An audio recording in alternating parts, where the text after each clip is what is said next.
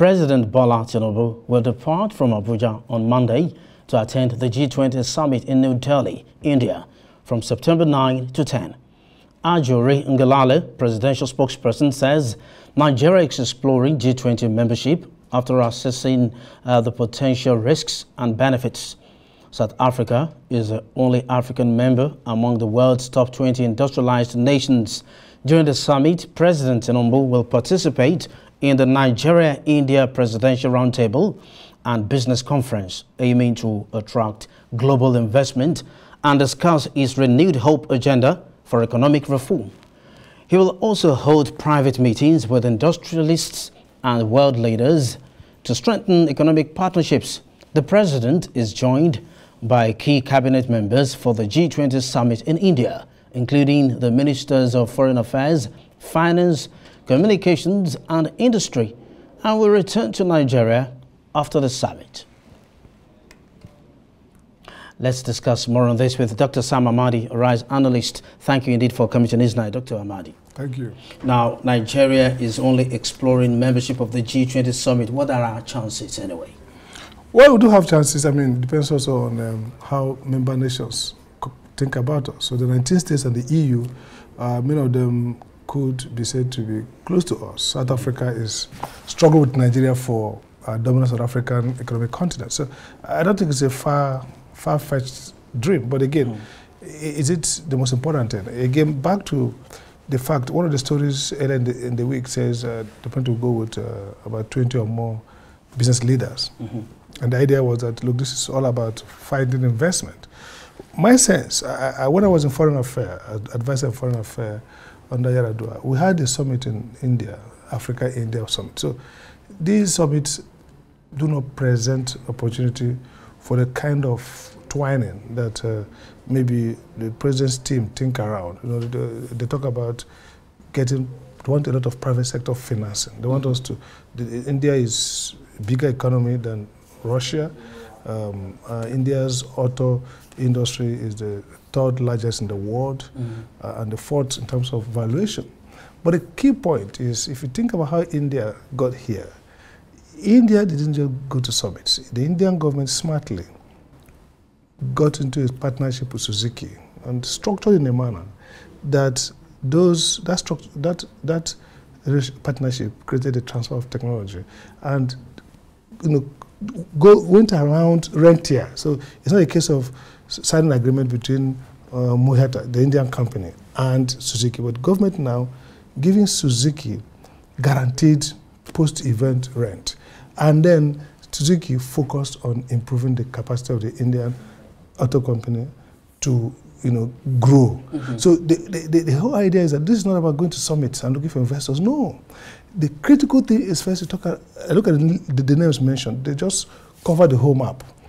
First thing you do with industrial policy is to selectivity. Select which areas do you have competitive advantage. Which area, for example, if you want to go into auto with Innoson, with other guys everywhere, okay? You ask yourself, who are the guys who are covering the market, like India? You look at per capita difference between India, look at our wage differences, okay, fine. We can actually attempt to, as India grows in technology, it loses competitive advantage in terms of low wage. We can fill that gap.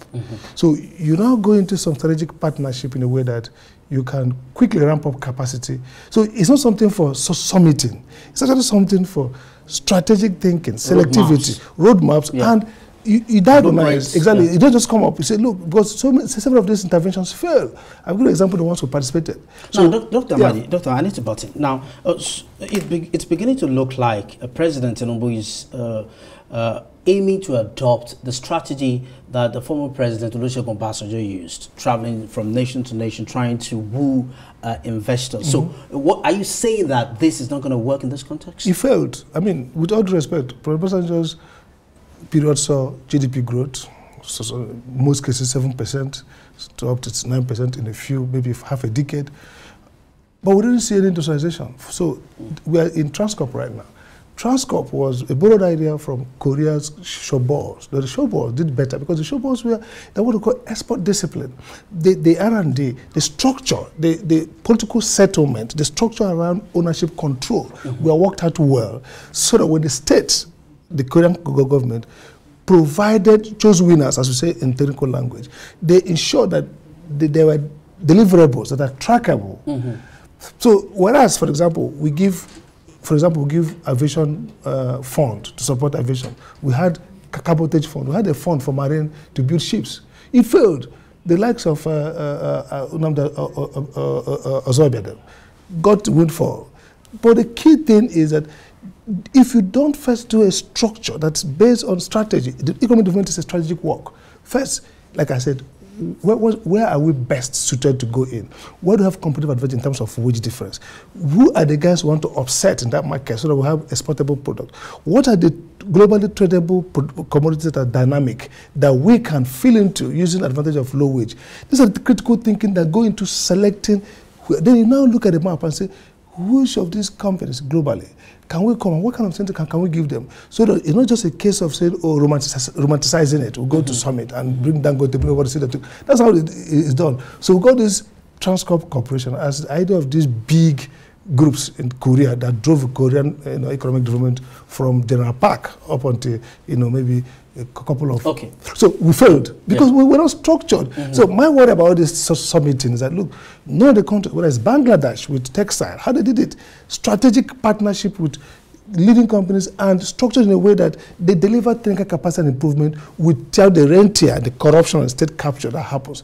Smart thinking. So when I hear, oh, we're looking for private investment, and again, I heard the Minister of Finance, there's so much focus on Forex, we need to end Forex. Yes, we need to end Forex to balance this demand-supply gap, okay? But the critical thing here is structured and strategic expansion of the productive base.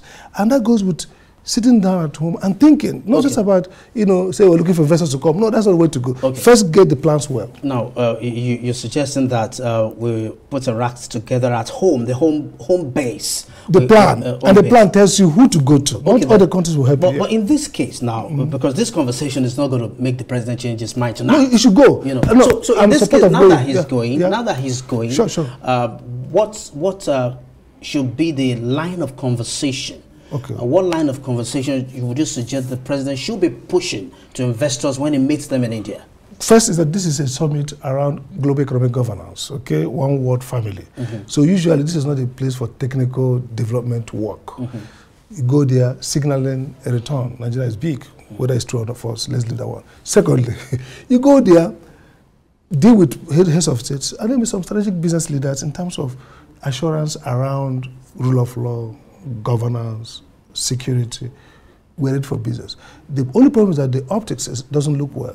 So when they open the newspaper, you see, look, I've been in foreign affairs, and I know that desk officers are researching everything. So you can talk big and photo ops, they take picture. But every day they're seeing news coming from your country. They see a judiciary being ridiculed. So I think that, yes, he can go there. He needs to go there. I'm supportive of his going to attend. It's good for Nigeria. But I'm saying, don't go with this idea of carrying the big industrial capital and thinking that you're going to make a match. You're going to look for investors. You're going to use that to drive economic development. No. Okay, then, in the event that he's lucky, in the event that the president gets lucky, and then is able to woo investors as he hopes, let's quickly look at, as we wrap this up, let's look at the ease of doing business and the cost of doing business in Nigeria. How will that stand the investors when they start coming in droves? Some professors at Harvard have shown that most countries have the best ease of doing business didn't grow big economically. So I'm not a fan of ease of doing business. It's good, but essentially, look at it this way. Ease of doing business might help investors come in, initial takeoff.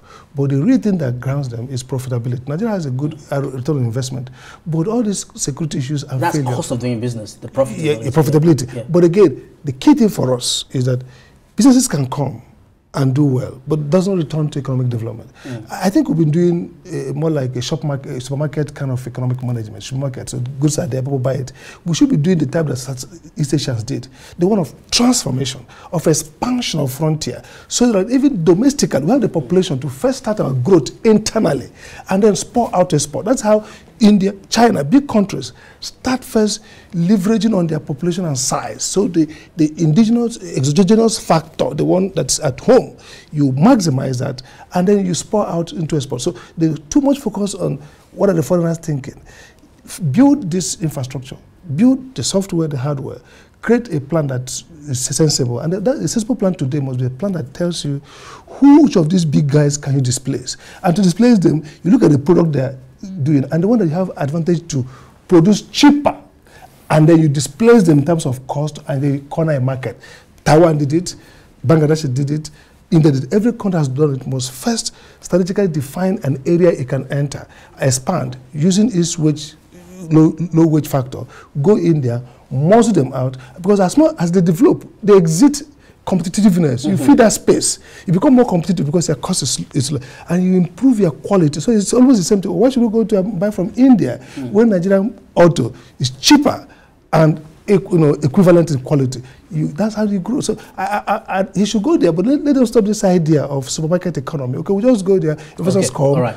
Let's ground our economic development in the fundamentals of our economy. Thank you very much, Dr. Amadi. Maybe we have to look at it again when the president returns from India and review his trip and the progress report. Thank you very much indeed. Dr. Sam Amadi, a RISE analyst.